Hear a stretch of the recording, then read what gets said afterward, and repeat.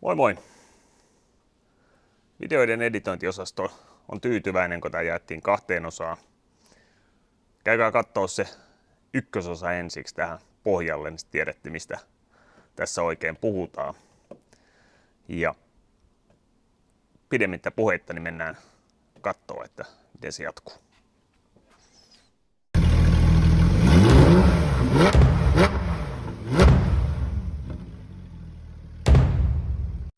Päivä 2. Epoksit on kuivunut siinä sen 12 tuntia. 3 kerrosta mä laitoin siihen.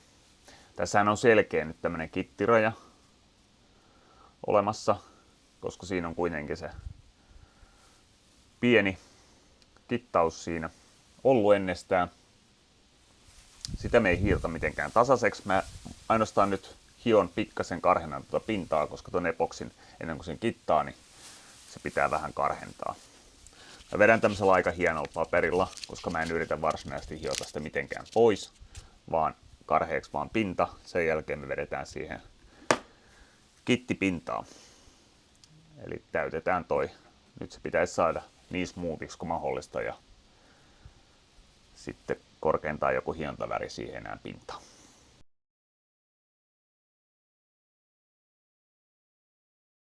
Nyt se on kuivanut.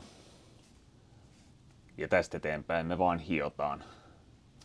Kitataan, hiotaan, kitataan, hiotaan, kitataan. Niin sitä ei nyt varsinaisesti kuvata, niin mä otan seuraavaksi, kun se on hiottu ja kitattu. Niin nämä teipit mä jätin ihan tarkoituksella, koska tässä kohtaa vielä mä hion viimeisenä vasta ton rajan sitten niin kuin hyväksi, niin mä pystyn nuo kittaukset hiomaan tossa niin nostamatta tota rajaa yhtään.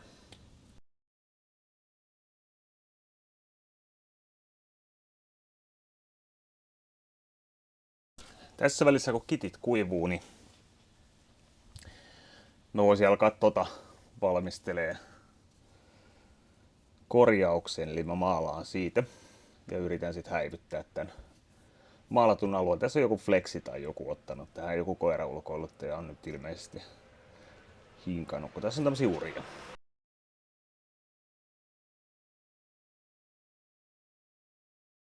Tässä välissä, kun vielä odotellaan, niin tämä putkenpää oli sisässä. Tässä on 2 säätöpaikkaa. Korkeuden suhteen sinänsä ei ollut valittamista. Se oli pikkasen näin ja se oli pikkasen sisässä. Se on voinut siitä iskusta painautua, josta on joskus kolaroitu, mutta me avataan tuo putkenpää ja nehän on ihan kauhean näköiset muutenkin. Näidenhän pitäisi olla semmoiset kromiset. Ei pysty katsoa tätä.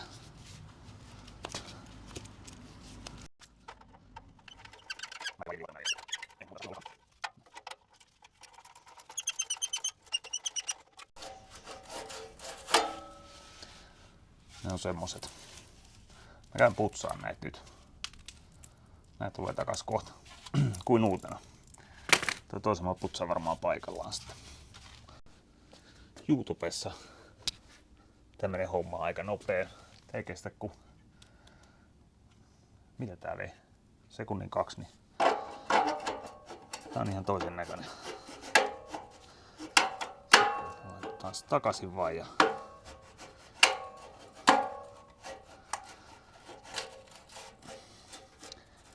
sitten me haetaan ja kiristetään sen. Sitten kun se puskuri on paikallaan, niin haetaan se lopullinen asento.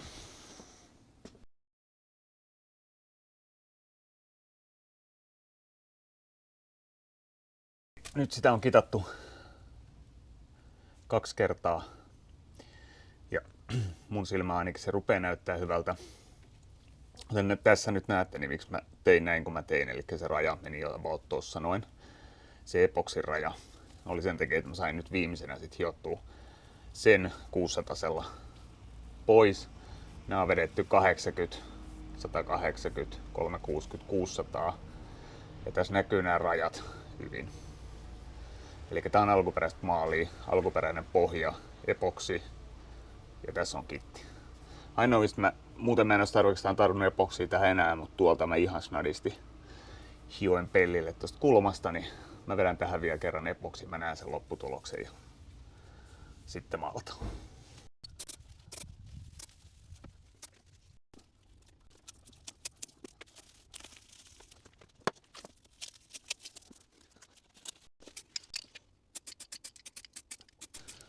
Ja sitten puskurista niin mä hion nyt tosta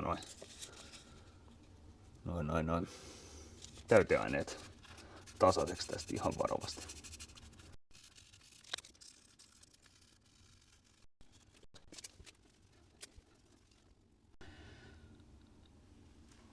Tarkkaan kun katsoo, niin tossa näkyy flexin jälki.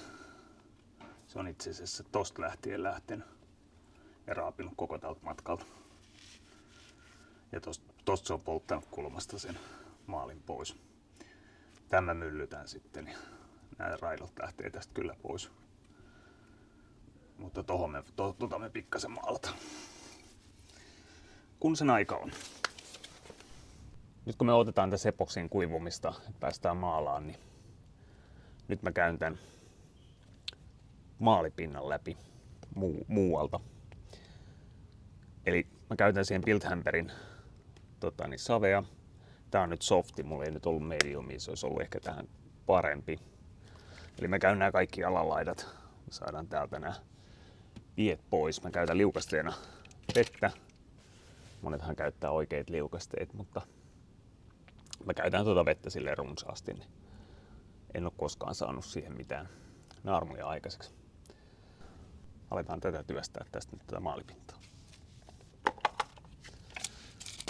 Tällainen lämmin ilma on itse asiassa aika hyvä tälle savelle, koska tämän pitäisi pysyä pehmeänä koko ajan. Ja kylmällä ilmalla mä oon huomannut, että pitää käyttää lämmintä vettä, niin saa tämän pysymään niin kuin pehmeänä. Nyt näistä on kaikki roskat pois, eli täältä lähti se piki pois sillä savella. Ja nyt me aletaan seuraavaksi myllyttää epäkeskolaa. Mä käytän epäkeskoa. Sille ei pysty tuhoamaan maalipintaa. Tai ehkä siellä pystyy, mutta en ole ainakaan onnistunut. Ja laikkana mä käytän nyt ensiksi soft cuttia, vähän leikkaavaa ainetta, noin King Arthurin aineita. Ja sitten mä otan kiilottavalla laikalla sen jälkeen vielä perään. Mä kiinnitän huomiota nyt oikeastaan ensimmäisenä tohon naarmuun, noi alaosien keltaisuudet, eli mä käyn ne läpi. Ja sitten täällä on, menee toi Mrs. tai Mr. Flexin raita tossa pellissä, niin se pitäisi myllyttää pois siitä. Se on tästä kulmasta näkyy aika selkeästi. Mä en koko autoa nyt myllytä, se veisi niin paljon aikaa. Mutta mä otan ne pahimmat kohdat tästä, mitkä selkeästi näkyy. Mä laitan teidät taas timelapselle, koska tätä ei jaksa kukaan katsoa, tää kestää kauan.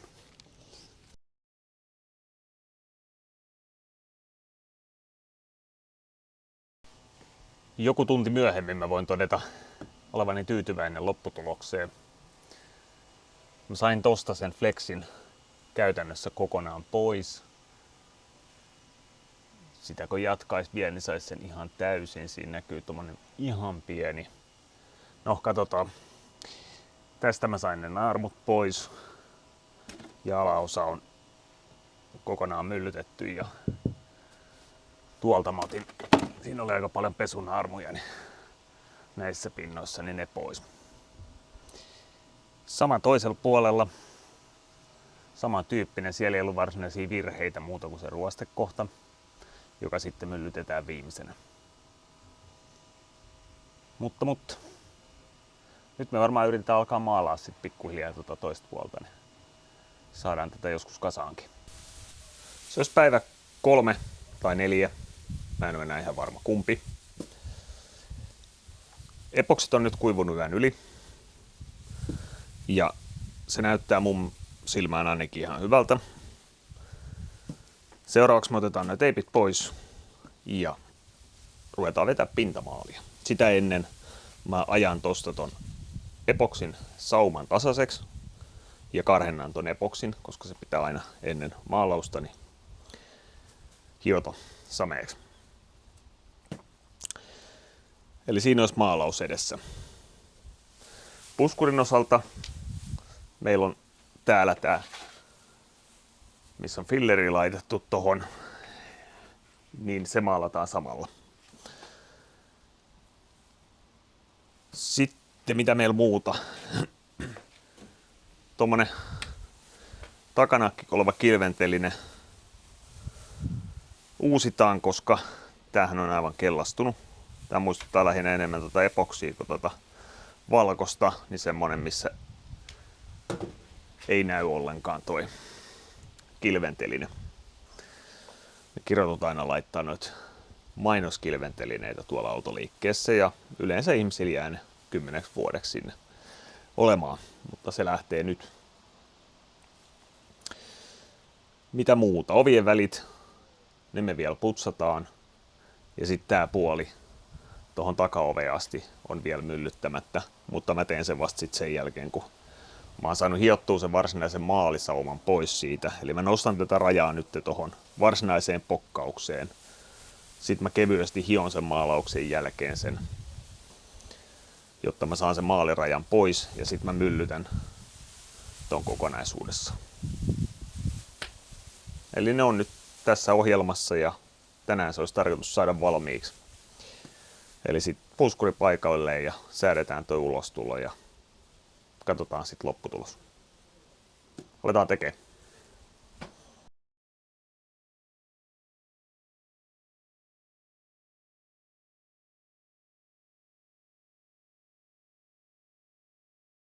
Nopea katsaus ennen maalausta. Mä käytän maalina Mipan 2 komponenttimaalia. Tää on siis, itse asiassa tää ei vaadi lakkausta varsinaisesti. Eli tää on solid väri, alun perinkin tää Volvon maali. Mutta Volvo käyttää kyllä tuossa lakkaa pinnassa. Mä toivon, että mun ei tarvi erikseen sitä lakata, mutta lopputuloksi näyttää sitten, että tarviiko. Mutta toivotaan, että sävy osuu. Se on aina se arvotus näissä, mutta nämä mipat on yleisesti ottaen osunut mun mielestä tosi hyvin. Mä käytin tämmöistä teippiä, joka taipuu, jolloin sen saa tuohon saumaan nätisti. Tänne mä en ole edes menossakaan. Myllyllä mä saatan ne maalisumut sit siitä pois. Mut ihan sen takia, että mä saan niinku tasaiseksi tonne asti, niin mä sen takia en katkaise sitä varsinaisesti mihinkään. Tuolla reikäpaperi meiningillä mä saan siitä vähän pehmeämmän siitä reunasta, siitä maalausreunasta, ja sitten mä hion ja myllytän sen tasaiseksi sitten viimeiseksi paikoilla. Tääkin on nyt hiottu. Nyt siinä näkyy pikkasen, että toi sauma on pehmeä, ja mitä näkyy myöskin, niin tuolta tulee jo alkuperäinen maali näkyviin. Mutta missään nimessä mä en hio sitä epoksia rikki siitä, vaikka tuossa on kittikin. Eli näin. Sitten lähdetään puhkaseen. Tämän säilytysaika ei ole kuin 6 tuntia itse asiassa. 6 tuntia aktivoinnista, eli tästä käytetään hyvin pieni osa maalia ja loput menee in the bin. Eli tää on niinku laaki ja vainoa. Onnistuu tai ei onnistu.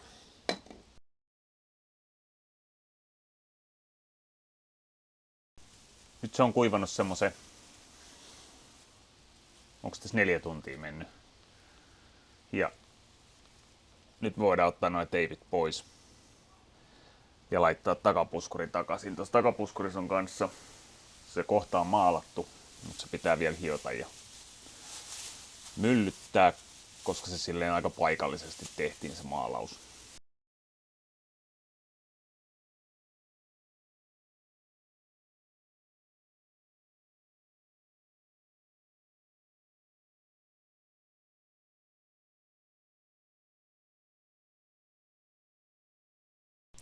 Joo, eli mä säädän nyt nämä putkenpäät. Ja toi on vähän niin kuin snadisti sisällä. Mä olisin laittanut ne pikkasen ulommas. Ne on tietenkin makuasioita, mutta mä en viittis tota irrottaa, koska ne on jos taas vähän työllä irrottaa, niin sais ne samalle tasalle. Nyt ne olisi niinku symmetriset. Joo, eiköhän me siihen se lätkästä kiinni.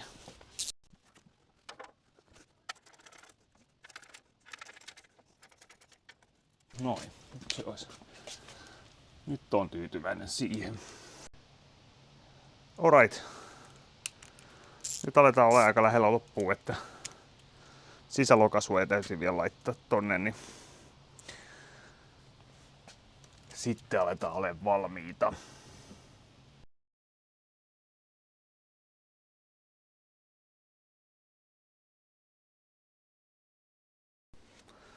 Siihen jäi vielä tämä sauma, mutta kun siitä on vasta 6 tuntia, kun mä oon sen maalannut ja tää auto menee käyttöön, niin mä teen sen myöhemmin.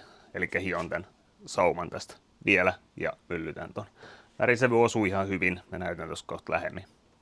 One eternity later. Eli me saatiin tää auto takaisin vielä ennen videon julkistamista. Vaikka tuossa mainittiin aiemmin, että se jää myöhemmäksi. No, nyt on myöhempi ja video on vielä kakkososa julkaisematta, niin vielä keretään saamaan tähän mukaan. Eli tästähän pitää viimeistellä vielä nämä maalirajat tästä tänne ja sitten tuolta takapuskurin puolelta. Se miten se tehdään, niin mulla on tämmönen niin sanottu blokki, hiontablokki, jotta mä saan tasaisesti enkä tee kuoppia sinne.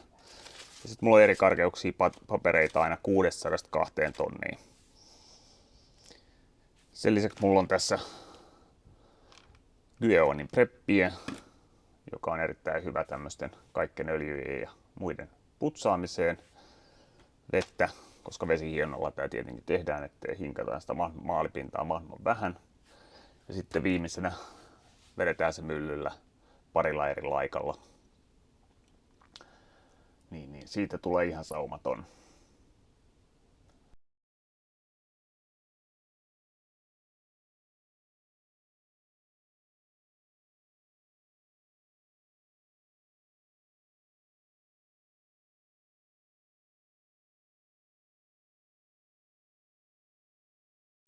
Se tuli valmiiksi. Omistaja oli tosi tyytyväinen ja se on mulle erittäin tärkeä asia. Tämän koko homman lähtökohta oli se, että omistaja on tyytyväinen. Kierretään tuossa loppuun vielä tämä auto ympäri ja katsotaan ne kohdat, mitkä on käsitelty. Ja seuraavaksi tehdään jotain ihan muuta taas. Ja toivottavasti tästä nyt joku sai jotain irti ja jos sai, niin tilatkaa kanava ja näin päin pois. Mä oon ainakin ihan tyytyväinen lopputulokseen, että tossa kun katsotaan kohta lähemmin, niin ei oikeastaan moitteen sijaa ole kyllä siinä kohdassa. Kesän jatkoi vaan kaikille ja palataan seuraavalla videolla ja katsokaa toki loppuun vielä nämä kohokohdat, että mikä se lopputulos oli. Jes, kiitos, moi. Täällä kun katsoo nyt tätä saumaa, niin väri osuu ihan täydellisesti. Eikä ole enää mitään. Ei näe sitä rajaa, mistä se on edes maalattu. Sitä ei siitä löydä. Se onnistui hyvin ja varmasti on kestävä. Sisällä ovien välit putsattiin. Penkkejä vähän pestiin, koska ne oli aika likaiset. Muutenhan tää oli omistaja hoitanut hyvin, eli tää oli sisältä oli siisti. Muuta sille ei tarvinnut tehdä. Täältä kiveniskua lukuun ottamatta, niin täältä on saatu pois nämä pikijäljet. Ja muutenkin tämä pinta on nyt ihan liukas, eikä karhea enää. Toinen kylki on hyvässä kunnossa ja täältä saatiin ne ilmeisesti toisesta autosta tulleet jäljet pois. Tästä takaosasta oli se flexi-jälki, joka jatkui koko matkana täältä yli ja meni aina tänne asti. Pakoputken päät on jälleen kromiset. Ja mikä tärkeintä, niin nyt ne on niinku samalla tasalla. Mutta kaikin puolin niin tällainen siitä tuli ja sillä nyt kehtaa ajaa. Se on dieseli, joten 200 tonnia ei tunnu missään. Tää on vielä 500 tonnin kohdalla vielä. Tää laitetaan ja tää menee eteenpäin tää auto. Ne on niinku ikiliikkujia. Ja edullista ajoa. Ei muuta, palataan.